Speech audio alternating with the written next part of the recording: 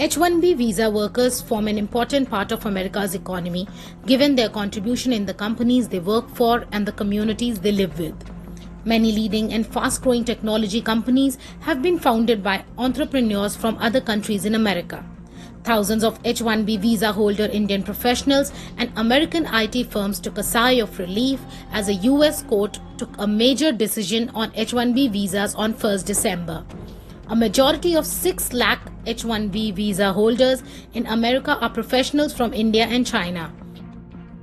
To understand how this development is favorable for Indian professionals, let us understand what is H-1B visa. H-1B visa is a non-immigrant visa that allows American companies to employ foreign workers in specialty occupations that require theoretical or technical expertise. About 85,000 H-1B visas are issued each year for a period of 3 years at first and then are renewable. Trump administration proposed 2 regulations to restrict the ability of American companies to hire foreign employees. These were: first, American employers were required to pay foreign workers on H-1B visas significantly higher wages. Second, narrowing the eligibility of H-1B visa valued by US tech firms and other employers.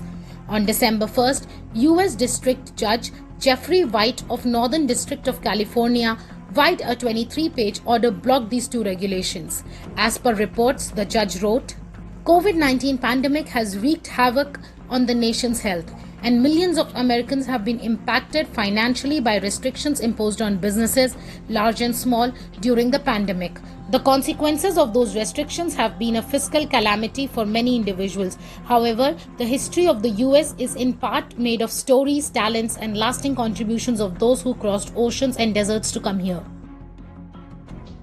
As a result of the ruling, the Department of Homeland Security rule on occupations and other issues, which was supposed to come into effect from December 7, became invalid. The Department of Labor rule on wages, which took effect on October 8, also stands invalid. Referring to these rules, the Department of Homeland Security on October 7 had said its new rule will combat the use of H-1B workers to serve as a low-cost replacement for otherwise qualified American workers. The lawsuit against these regulations was filed by US Chambers of Commerce, Bay Area Council, and several universities, including Stanford, and trade bodies representing top Silicon Valley companies, including Google, Facebook, and Microsoft.